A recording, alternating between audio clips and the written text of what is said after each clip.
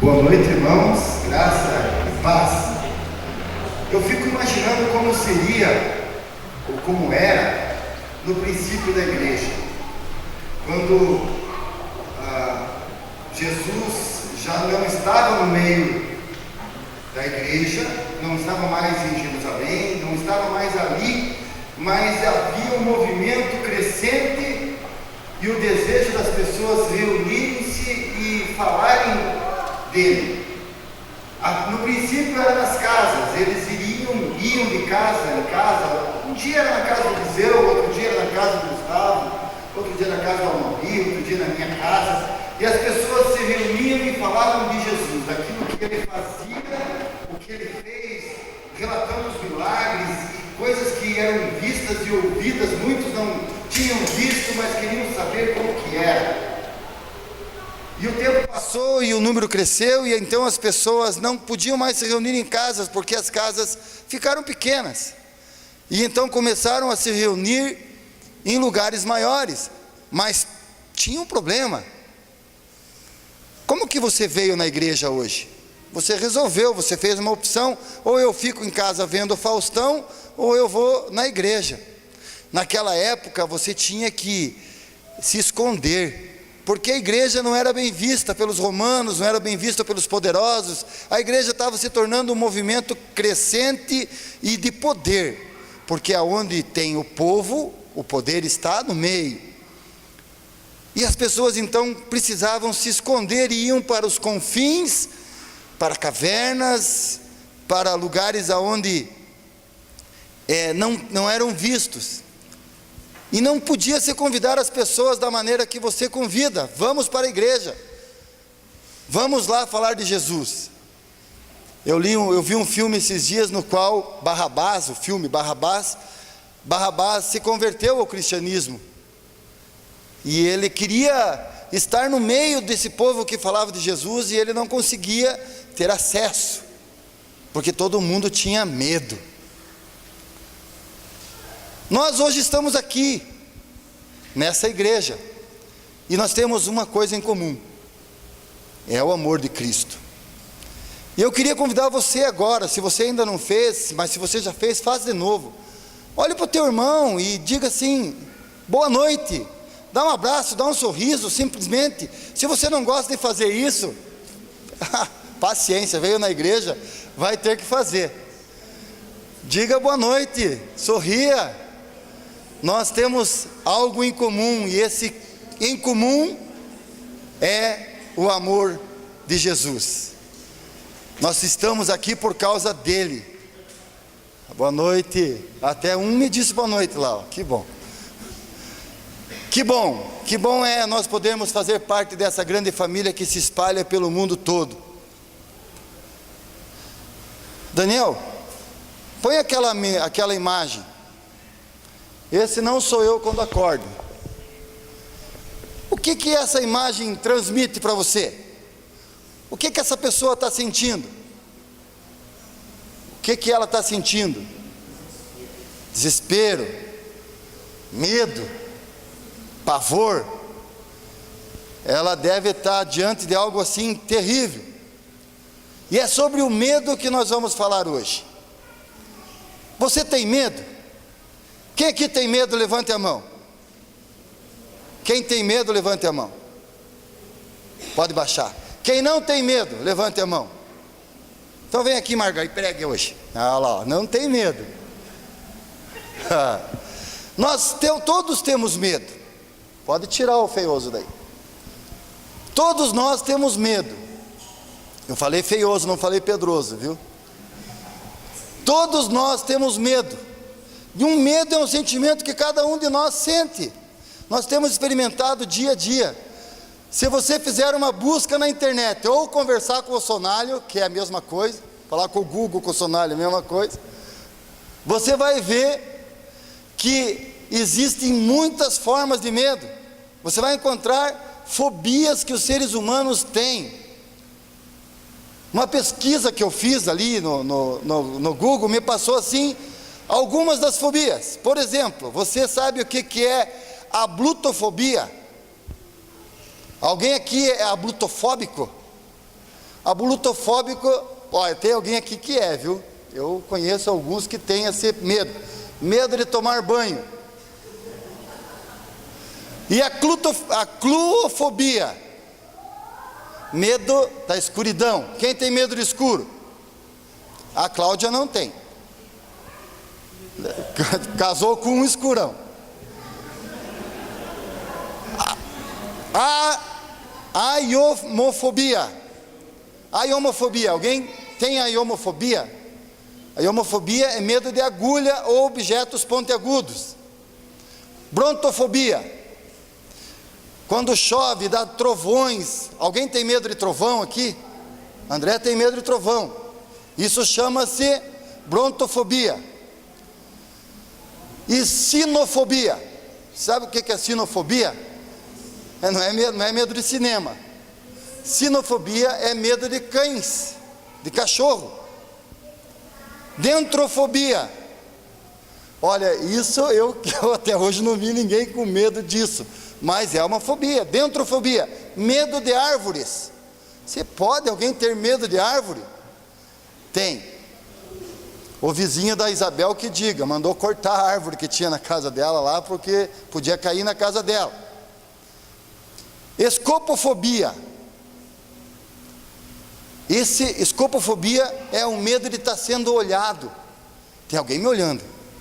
Tenho medo de que alguém esteja me olhando. Eu não vou comer porque tem alguém me olhando. Esses dias eu vi algo parecido. Esse aqui é um medo que é bem comum. Falacrofobia. Falacrofobia é o medo de ficar careca. Tem gente que tem medo de ficar careca. É o cara que usa peruca, que faz implante, que se esconde, que usa boné. E agora tem até um chá especial para isso. Não sei se já viram o chá para calvície. É o chapéu. O cara usa, esconde. Gnostofobia. Gnosiofobia. É o medo do conhecimento. O cara tem medo de conhecer as coisas, medo de aprender, tem medo do conhecimento. Melaxofobia, medo de amar. O cara tem medo de amar. Teofobia, medo de Deus e da religião. Tem gente que tem medo de Deus e tem gente que tem medo da religião. Tonitrofobia é lá onde nós falamos de brontofobia, era trovões e relâmpagos. E agora o tonitrofobia é medo só do trovão. Então tem cara que não tem problema com o relâmpago, mas tem problema com o trovão. Uiofobia. Esse aqui é um medo que eu não tenho. Mas tem gente que tem medo dos próprios filhos, tem medo da prole. Meu filho vai me pegar, estou com medo. Acrofobia, esse é comum. Tem muita gente que tem medo de altura, Esse é mais comum. Esse aqui eu achei também bem interessante. Tem gente que tem mesmo, eu já presenciei. Penterofobia. E o nome é bem sugestivo, penterofobia. É medo da sogra. Então, penterofobia, tem medo da sogra. Xilofobia, medo de objetos de madeira ou da floresta. Eclesiofobia, como o próprio nome diz, é medo da igreja. Tem gente que tem medo da igreja.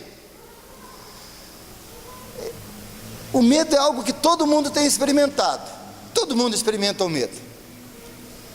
Vocês veem ali, o João hoje quando eu cheguei perguntou, está nervoso? Eu estou com medo. Quando eu fui no banheiro agora, fazer xixi pela terceira vez antes do culto, é porque tem medo.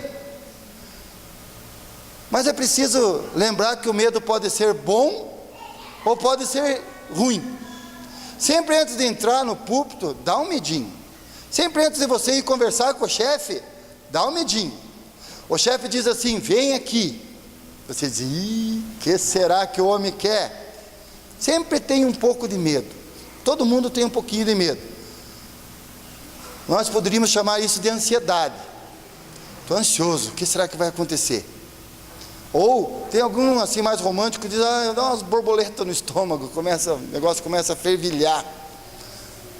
O bom medo faz você ficar alerta. Quando você coloca desde pequenininho no seu filho o medo, não põe a mão no fogo, porque queima. Você faz com que o teu filho tenha medo de atravessar a rua. Você faz com que o teu filho tenha medo de uma porção de coisa. Esse medo é o medo que é bom, porque você vai se precaver, você não vai correr tanto risco. O bom medo faz você ficar alerta. Ele ajuda você a evitar problemas. Esse medo que eu experimento antes de pregar, ele é bom, porque ele faz eu reconhecer que eu não sou nada, que não sou eu que falo, que é Deus que fala através de mim. Eu falo em nome de Jesus, e que eu posso até ter preparado um monte, mas é Ele que fala. Porque se eu tivesse aqui cheio de autoconfiança, a palavra não seria dele, seria do homem. Mas o medo também pode ser ruim. O medo pode acabar, ele pode paralisar, ele pode consumir a nossa vida. É o lado ruim do medo. O medo pode acabar com um plano, com um projeto, com aquilo que está na tua mesa faz tempo, ou na tua cabeça, há tempo para você fazer, e você nunca dá o primeiro passo, porque você tem medo. Nós vamos ler um texto que está lá no livro de Números, capítulo 14. Números 14, vai projetar. Números 14, do versículo 1 ao 14. Então, toda a congregação levantou a voz e gritou, e o povo chorou naquela noite. E todos os filhos de Israel murmuraram contra Moisés e Arão. E toda a congregação lhe disse: antes tivéssemos morrido na terra do Egito, ou tivéssemos morrido nesse deserto. Por que nos traz o Senhor a essa terra para cairmos à espada? Nossas mulheres e os nossos pequeninos serão por presa. Não nos seria melhor voltarmos para o Egito? E diziam uns aos outros: constituamos por o chefe e voltemos para o Egito. Então Moisés e Arão caíram com os rostos por terra, perante toda a assembleia da congregação dos filhos de Israel. E Josué, filho de Num, e Calebe, filho de Jefoné, que eram dos que espiaram a terra, rasgaram suas vestes. E falaram a toda a congregação dos filhos de Israel, dizendo: a terra pela qual passamos para espiar é terra muitíssimo boa. Se o Senhor se agradar de nós, então nos introduzirá nesta terra, e nos-la dará, a terra que emana leite e mel. Então somente não sejais rebeldes contra o Senhor, e não temais o povo dessa terra, porquanto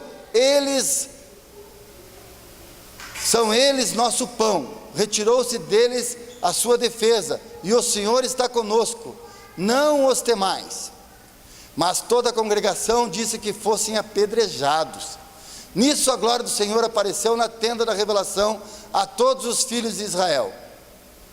Disse então o Senhor a Moisés: até quando me desprezará esse povo, e até quando não crerá em mim, apesar de todos os sinais que tenho feito no meio dele? Com a pestilência o ferirei e o rejeitarei, e eu farei de ti uma nação maior e mais forte do que ele. Respondeu Moisés ao Senhor: assim os egípcios o ouvirão, eles do meio dos quais, com a tua força, fizeste subir esse povo. E dirão aos habitantes dessa terra: eles ouviram que tu és Senhor, estás no meio desse povo, pois tu és Senhor, és visto face a face, e a tua nuvem permanece sobre eles, e tu vais adiante deles numa coluna de nuvem de dia e numa coluna de fogo de noite. Vamos orar. Pai amado, nós louvamos ao Senhor e pedimos que o Senhor esteja na direção desta palavra, que o Senhor traga, Senhor, aos seus filhos aquilo que o Senhor quer dizer, em nome de Jesus. Amém. O povo, o povinho de Israel, povo que eles estavam na porta da terra prometida. Nesse momento, Josué e Caleb já tinham voltado e dito: lá é bacana, a terra é boa. Olha, para carregar um cacho de uva precisa de 2 pessoas. A terra é boa demais. Em Números 13, Moisés havia enviado os 2 para lá, também para saber como é que era. Eles falaram da beleza da terra, falaram de tudo que estava lá, e eles foram os únicos 2 que não ficaram oprimidos pelo medo. Eles foram em 12 espias, era 12? 12? 12. E desses 12, 10 voltaram se borrando de medo, porque viram lá uns caras grandão, um gigantão, uns fortão. E os caras dizem: você está louco? Nós vamos, e os caras vão quebrar nós de pau. Os israelitas não podiam ver como era possível para eles tomar a terra de um povo tão forte. Isso nos leva a Números 14, de 1 a 4. Você pode achar interessante, mas a palavra medo, pavor, fobia, desespero, não são encontrados nesses versículos. Mas podemos ver claramente que eles estavam com medo. Na verdade, o último versículo, no última parte do versículo 9 diz assim: não tenhais medos dele. E é sobre isso que nós vamos falar. Os 4 perigos do medo.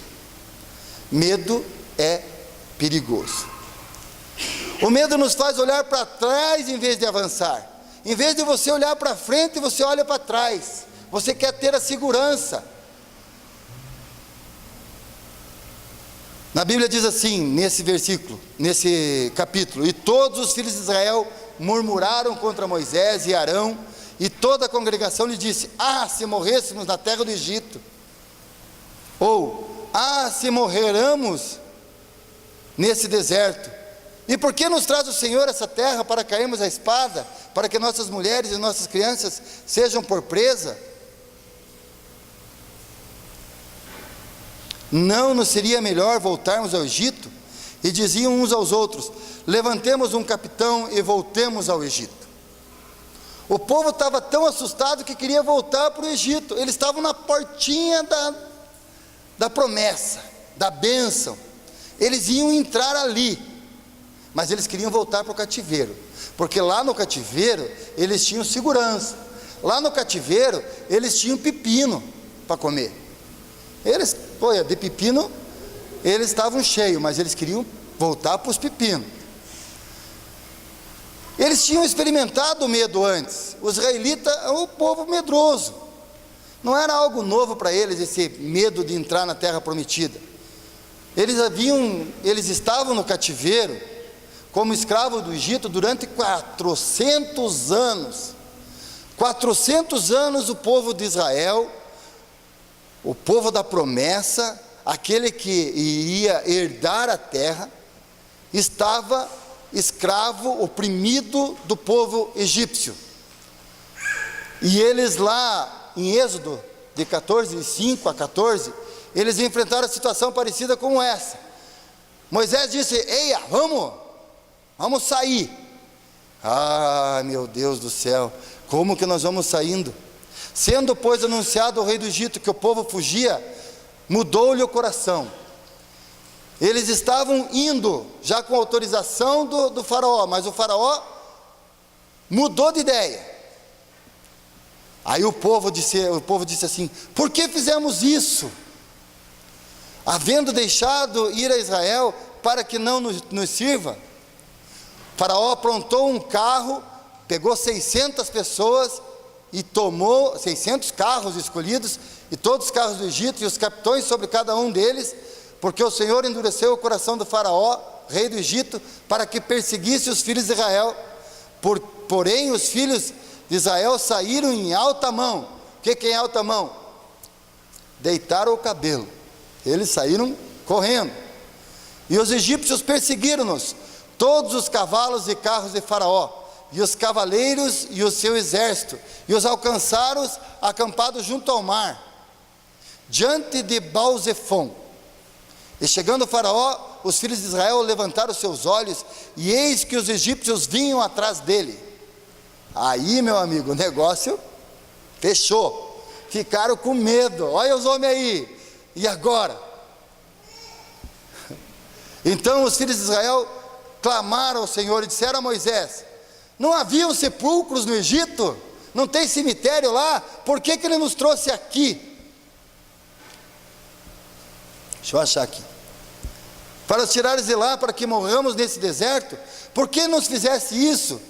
Que nos tem tirado do Egito? Não é esta palavra que tem falado no Egito, dizendo: deixa-nos que sirvamos aos egípcios? Eles queriam voltar, eles já estavam livres, já não eram mais escravos, mas eles diziam: vamos voltar para o Egito, vamos continuar servindo, pois que melhor nos fora servir os egípcios do que morrer no deserto. Ah, Moisés virou no tocha. Naquela época não falava isso, né? Mas ele disse: pera lá, rapaz, vamos, não temais. Ele disse: estai quietos e vede o livramento do Senhor, que hoje Ele vos fará, porque aos egípcios que hoje vistes, nunca mais vereis para sempre. Moisés disse assim: vocês nunca mais serão escravos. E o povo querendo voltar para o Egito. O Senhor pelejará por vocês, Deus lutará por vós, e vós calareis. Faraó tinha acabado de deixá-los ir, eles tinham recém sido libertos, mas depois mudou de ideia e começou a persegui-los.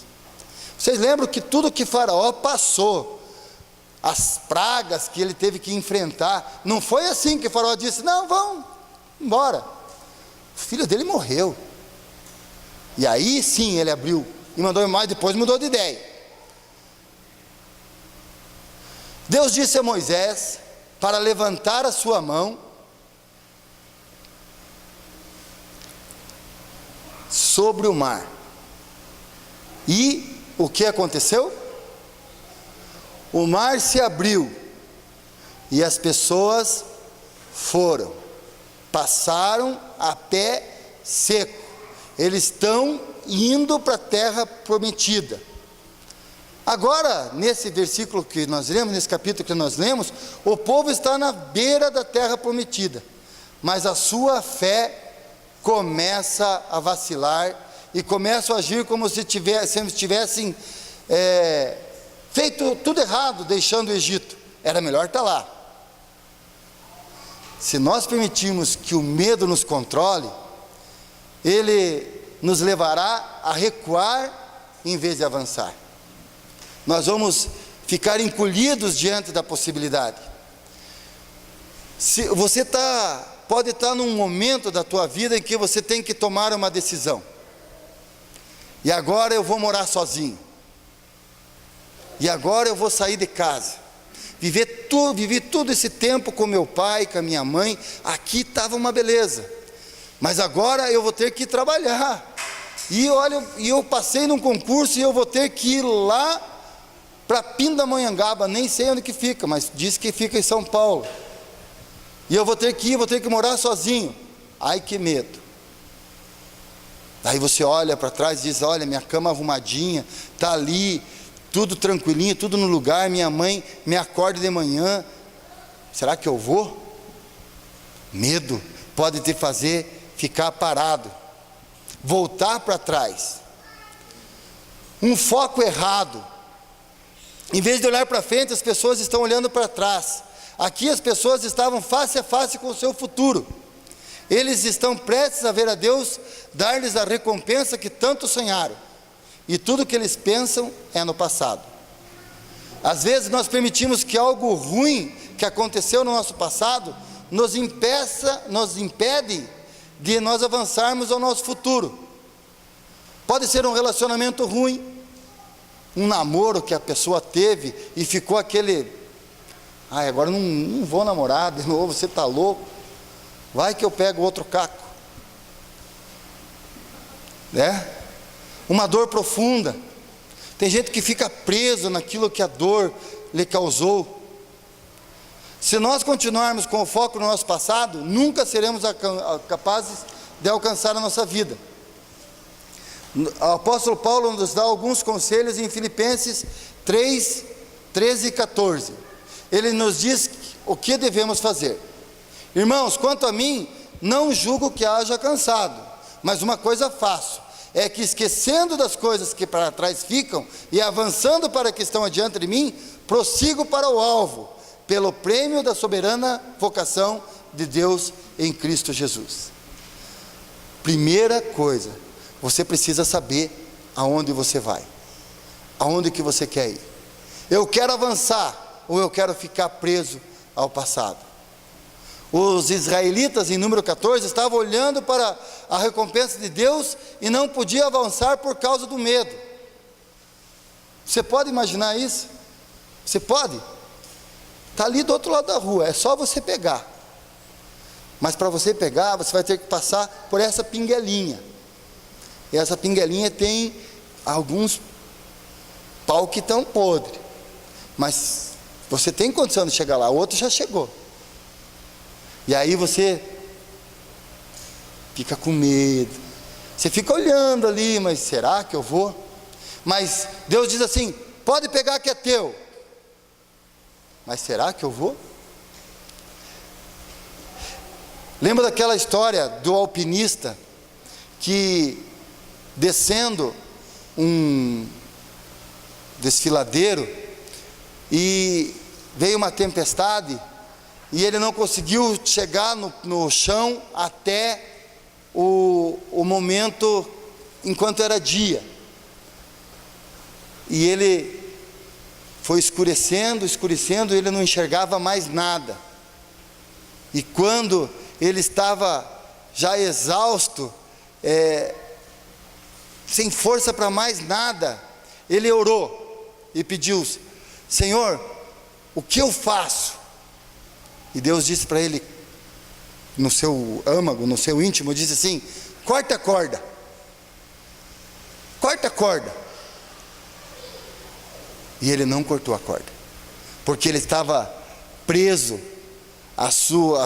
o egoísmo, a sua vontade de viver. O que você pensaria se Deus disse: corta a corda?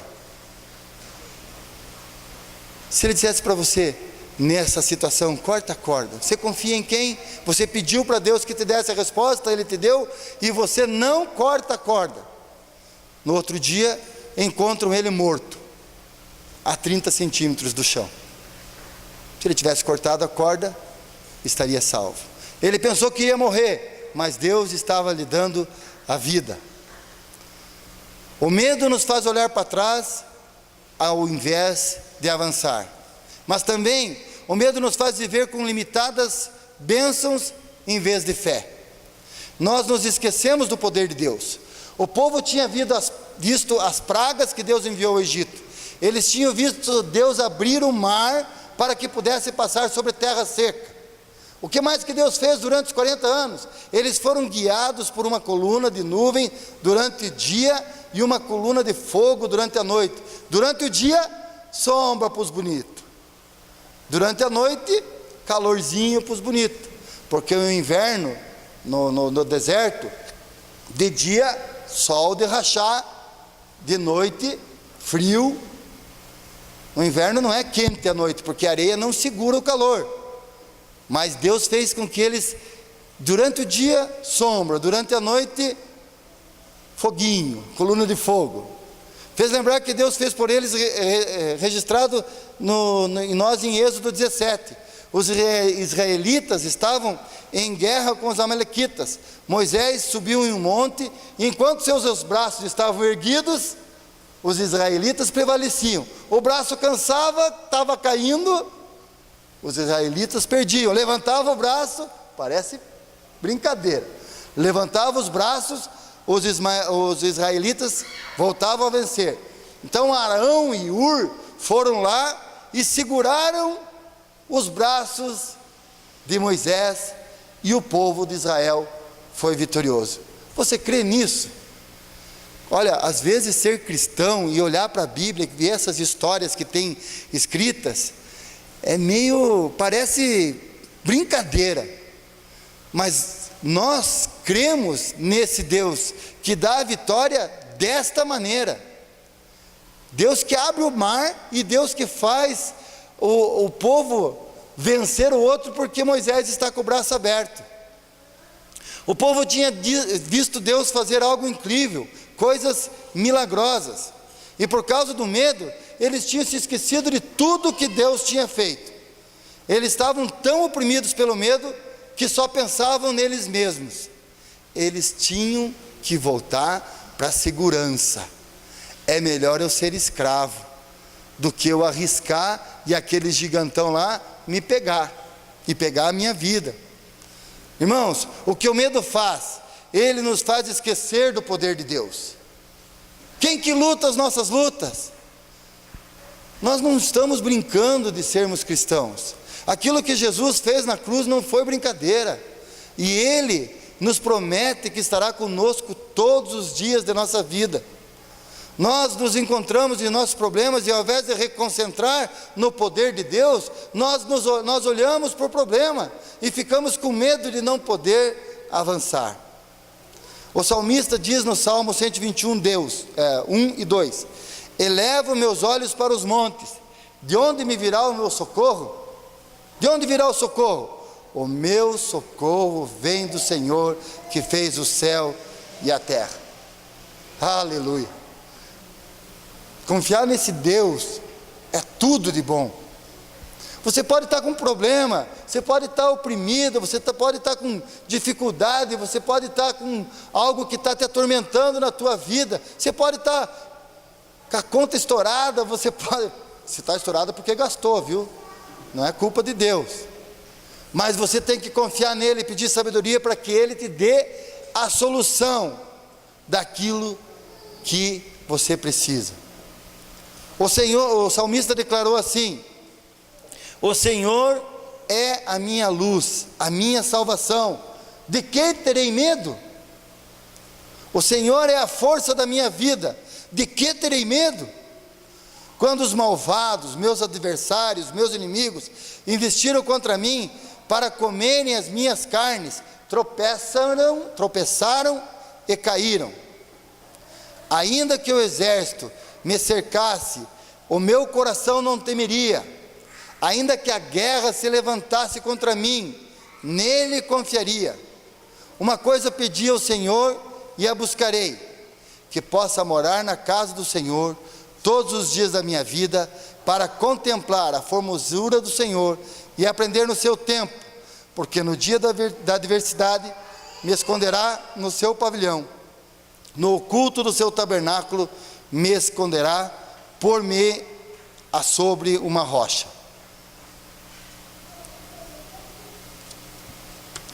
O salmista percebeu, essa luz não pode ser extinta pelo homem. O Senhor é minha salvação, minha proteção, meu escudo, minha defesa. Então, por que eu tenho medo? Por que eu tenho medo? Se o Senhor é tudo para mim, eu temo por quê? Talvez porque eu não seja tão firme no Senhor. Talvez porque eu saiba que eu faço de conta que eu sou firme na rocha. Isso que a gente precisa perceber. Nós não podemos esquecer do poder de Deus. Nós não podemos que Ele tem poder sobre nossas vidas. Esses dias alguém falou assim, que antes de você falar do tamanho do seu problema, fale do tamanho de Deus. E os problemas que você tem hoje, daqui a um mês, já eram.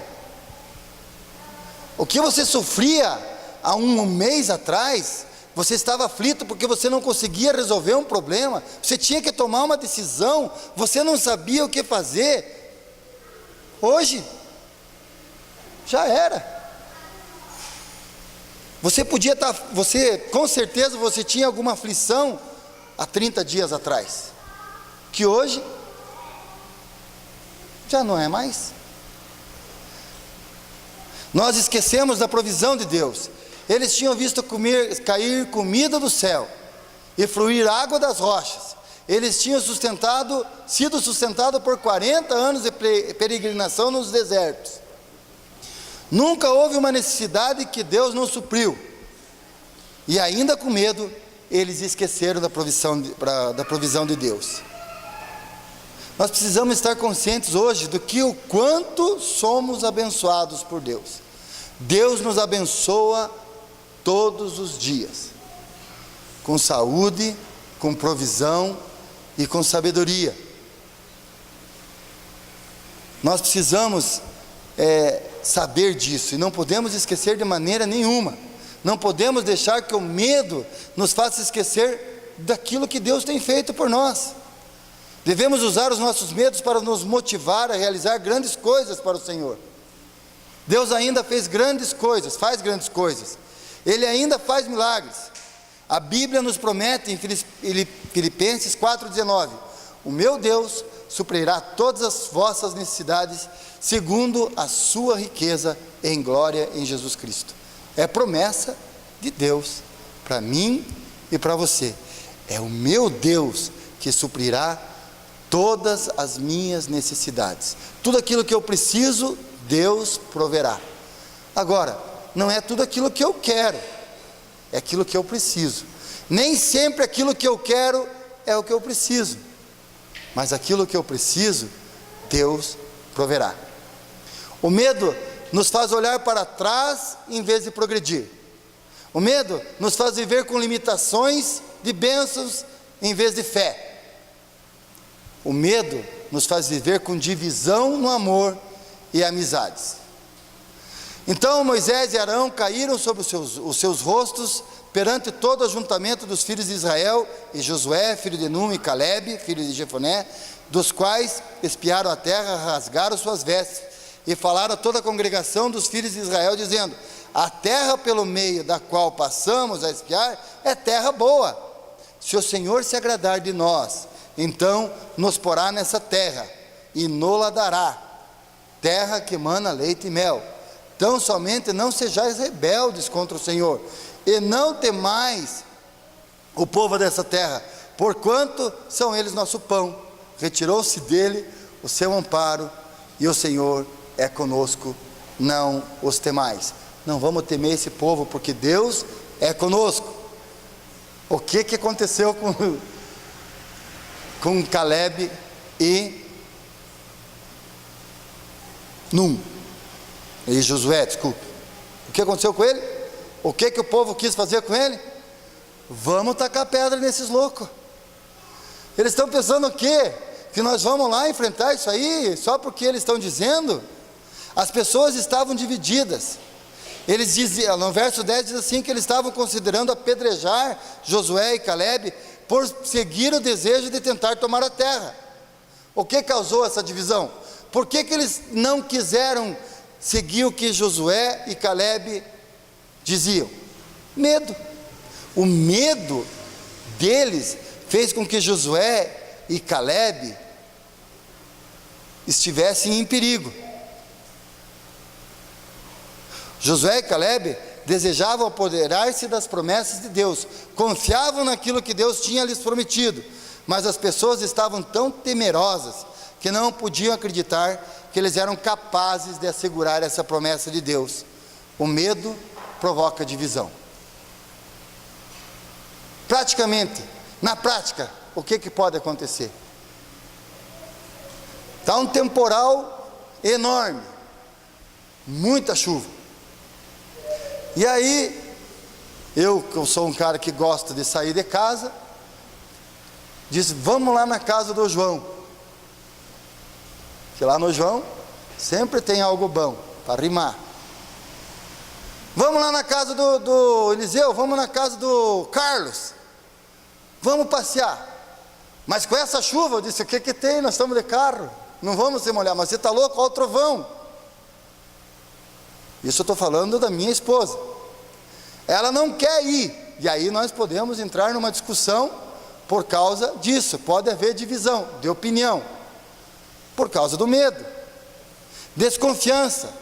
Quando estamos com medo, a tendência é ter desconfiança. Nós ficamos céticos das opiniões dos outros e duvidamos dos motivos dos outros. Ficamos desconfiados, por quê? Por causa da segurança. Desunião, o medo divide, mas o ardente amor une. Deslealdade, o medo nos faz perder o respeito e a consideração pelos outros que não compartilham o nosso medo. Você tem medo de uma coisa e a outra pessoa não tem. Você diz, é melhor eu ficar meio longe dessa pessoa, porque daqui a pouco eu vou estar lá com ele. Então, esse cara é meio estranho, né? Tem uns gostos que não é fácil, né? Então o medo acaba tirando a lealdade das pessoas. E as pessoas então ficam mais voltadas para si mesmas, buscando a segurança. O que causa divisão? O medo causa divisão em casamentos e amizades, o nosso ambiente de trabalho. É hora de nós trocarmos o medo pela coragem. O nosso casamento depende da coragem. Não podemos viver com medo do que poderia acontecer.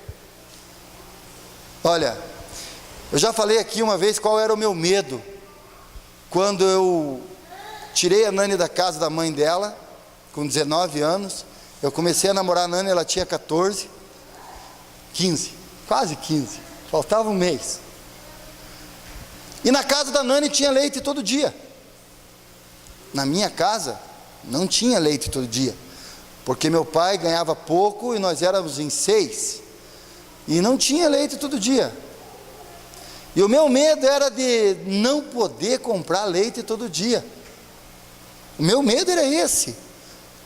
E se eu continuasse nesse medo, de repente eu nem casava, porque eu tive coragem de assumir a responsabilidade de ser o provedor da casa, que nós estamos casados. E uma coisa que depois me chocou muito, que quando era eu e a Nani, era um pacote de leite por dia, agora vai muito mais. Nossa, como se espiar toma um leite. Eu quero dizer que a saúde espiritual também depende de trocar o medo pela coragem e focar o melhor de Deus para nós. Não tenha medo de ser feliz. Não tenha medo de bater no peito e dizer eu sou cristão. Não tenha medo de dizer que você é de Cristo. Não tenha medo de chamar as pessoas para viver aquilo que você está vivendo. Não tenha medo de falar a verdade. Não tenha medo de ser honesto. Não tenha medo do que os outros vão pensar. Não tenha medo. Porque às vezes as pessoas, e você vê isso, e eu vejo isso, as pessoas preocupadas com o que o outro vai pensar. Ué, pense o que pensar. Eu estou no meu direito e estou fazendo aquilo que Deus me orienta. Agora, faça aquilo que Deus te orienta. Como nós vimos no domingo passado, que Jesus disse: vós sereis meus amigos se fizerem o que eu mando. Então faça o que Jesus manda. E às vezes fazer o que Jesus manda é desagradar o outro. Nem sempre você pode compactuar com o outro para agradar a ele. Você tem que fazer aquilo que Jesus manda, porque Deus tem sempre o melhor para nós. Nunca iremos chegar a grandes alturas para o Senhor se estamos constantemente vivendo com medo de onde a sua vontade pode nos levar. Tinha um homem que era chamado para o ministério pastoral, e ele tinha 3 filhos. Não sei se é verdade, não sei se é verídico, mas é uma ilustração que se conta. E esse homem era chamado para ser pastor, missionário, e ele ignorava, porque ele dizia: eu tenho mulher e filhos, e eu tenho que cuidar deles. E um dia, ele perdeu mulher e filhos, num acidente. Foram os 4, de uma vez. E agora? E agora? Agora você vai? ou você vai continuar com medo? O medo nos faz... Deus pode nos levar a muitos lugares. A vontade de Deus nunca irá levar onde a graça de Deus não pode mantê-lo. A graça de Deus sempre vai estar com você. Devemos simplesmente amar o Senhor e deixar Ele nos levar aonde Ele quer. O medo nos faz olhar para trás em vez de progredir. O medo nos faz viver com limitadas bênçãos em vez da fé. O medo nos faz viver com divisão no amor e amizade. E finalmente, quase no fim, o medo nos faz esquecer do plano de Deus para nós. Números 14, 13. E por que nos traz o Senhor essa terra? Para cairmos à espada, para que nossas mulheres e nossas crianças sejam por presa? Não seria melhor voltarmos ao Egito? O medo cega.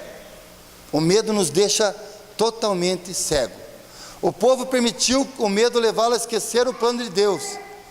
Deus tinha um plano e eles sabiam do plano. Quando eles saíram do Egito, eles sabiam que iriam para a terra prometida. Esse era o plano de Deus, sabido de todo mundo. E eles então perguntaram no verso 3 ao Senhor, por que eles trouxe nesse lugar? Eles sabiam por que ele trouxe naquele lugar. Eles estavam a caminho. E eles ficaram com medo de cair na espada, ser mortos.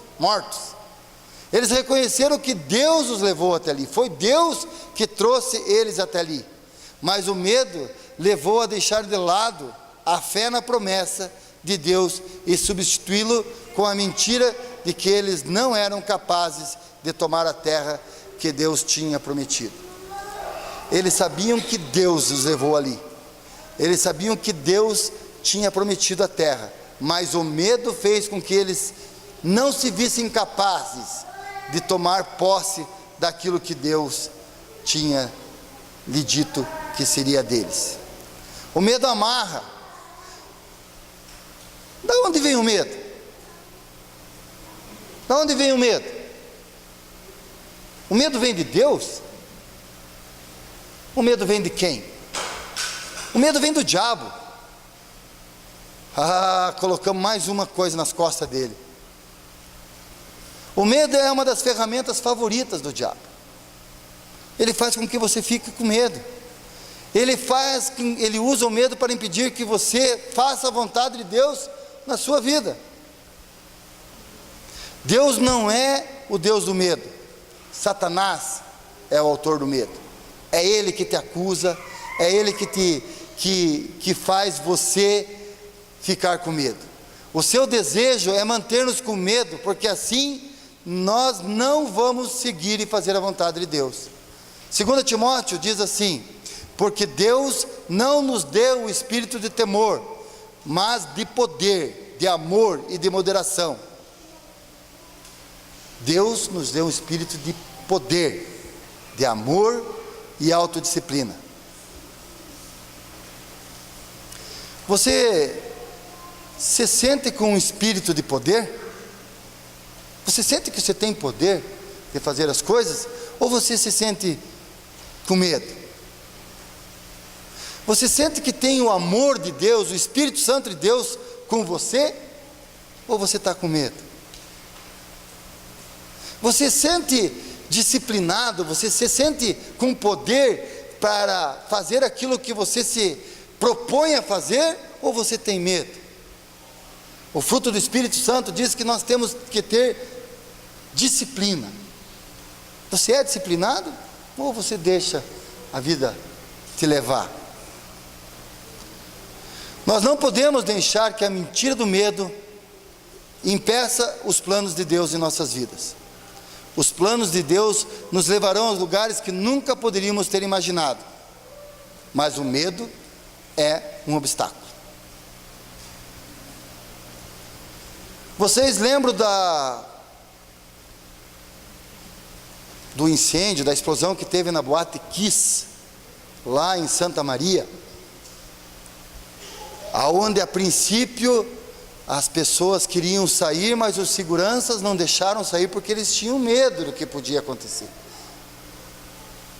Mas quando as pessoas começaram a sair, salvando as suas vidas, Algumas tiveram coragem e voltaram lá para salvar pessoas que nem conheciam, para tirar da de dentro com coragem.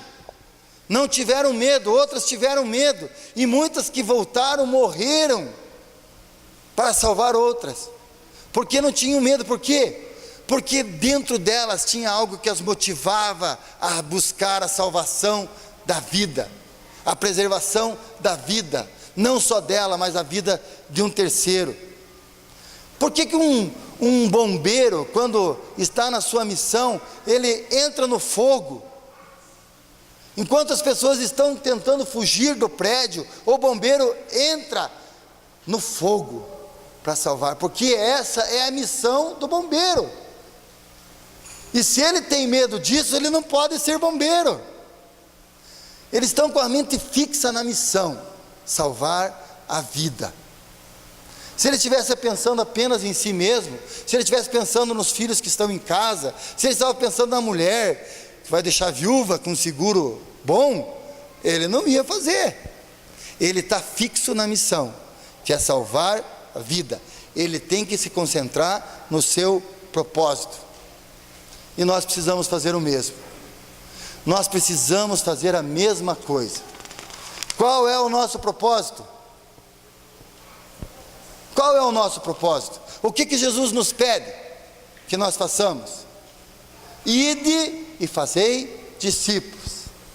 Essa é a nossa missão como cristão. Falar do amor de Jesus às pessoas. Não é fácil. Não é fácil porque sempre tem alguém te julgando. Não é fácil falar, principalmente para os da casa, falar para os irmãos de dentro da casa que te conhece, que sabe tudo aquilo que você faz. Falar de Jesus para ele, olha, meu amigo, você tem que ter muita coragem. Precisa ter coragem. Não pode se encolher diante do medo. O medo nos faz olhar para trás ao invés de progredir. O medo nos faz viver como limitadas bênçãos em vez de fé. O medo nos faz viver com divisão no amor e na amizade. E o medo nos faz esquecer dos planos de Deus. O medo nos impede de nosso propósito. Deus tem um plano e um propósito para cada um de nós. Nós não devemos deixar que o medo esteja entre nós e os propósitos de Deus. Devemos manter os olhos sobre a nossa missão. Devemos manter os nossos olhos em Deus. Com o poder de Deus, não há nada a temer. Nada. Não tema.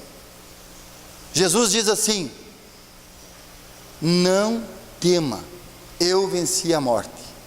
Qual que é o teu maior medo? Meu maior medo pode ser o de morrer. Se você morrer, e se você crê em Jesus Cristo, qual será o seu destino? A vida eterna com Ele. E é por isso que o apóstolo Paulo diz que para mim, viver a Cristo e morrer a lucro. Se você morrer hoje, morreu, vai para o céu. Eu assim espero. O menininho estava na saguão do aeroporto, desenhando, pintando, e uma mulher chegou e perguntou: você vai viajar sozinho? Vou. Vai viajar sozinho de avião? Vou. Ela estava morrendo de medo de viajar de avião. E no saguão ela ficou olhando aquele menino e ele pintando, e eles entraram no avião, e ela entrou no mesmo avião, e o avião começou a subir, e no meio do voo começou a turbulência, e começou a bater asa, e começou um barulho, e aquele menino tranquilo, e aquela mulher desesperada, e o avião se controlou, e ela desceu, e ela perguntou: menino, você não teve medo? Não. Por quê? Por que você não teve medo? Porque o piloto desse avião é o meu pai. A tua vida é assim. Você pode passar por turbulência, você pode passar por muita coisa, mas você tem que confiar em Deus, que é o piloto da tua vida. Agora, se você quiser ser o piloto da tua vida, você vai quebrar a cara, vai se machucar. Deixe Deus tomar o controle das suas vidas. Os que confiam no Senhor são como os montes de Sião, que não se abalam, mas permanecem para sempre. Confiar em Deus sempre, sempre. Viver na dependência dEle, olhar para Ele. Saber que o que vivemos aqui é só o início da vida eterna com Cristo. É só o início. Você está começando a vida eterna com Cristo. Saber que o sacrifício de Jesus nos dá a esperança da vida eterna. Foi por causa dele que nós podemos viver a esperança de viver eternamente na glória. Não temas, se você está com Cristo, está seguro. O que de pior pode te acontecer? A morte. A morte é o que pode acontecer de pior para aquele que não está com Cristo. 1 João 4,18, e encerrando, 1 João 4,18, fala assim: no amor não existe medo. Antes, o perfeito amor lança fora o medo. Ora, o medo produz tormento. Logo, aquele que teme não é aperfeiçoado no amor. E qual é o maior amor? Se é aquele que dá a vida por você. O maior amor foi o amor de Jesus Cristo. Que nós possamos viver sem medo. Que nós possamos viver confiando no Senhor. Amém? Que Deus abençoe a todos. Vamos orar. Pai amado, muito obrigado, Senhor. Muito obrigado porque o Senhor está conosco. Obrigado porque nós podemos confiar no Senhor. Obrigado porque nós somos fortalecidos pelo Senhor a cada dia. Obrigado porque o Senhor nos orienta, o Senhor nos dá sabedoria. Obrigado porque o Senhor nos fez promessas, e promessas que são cumpridas em nossas vidas. O Senhor está conosco em todos os dias de nossas vidas. Obrigado, Deus, porque nós podemos viver e experimentar a sua orientação.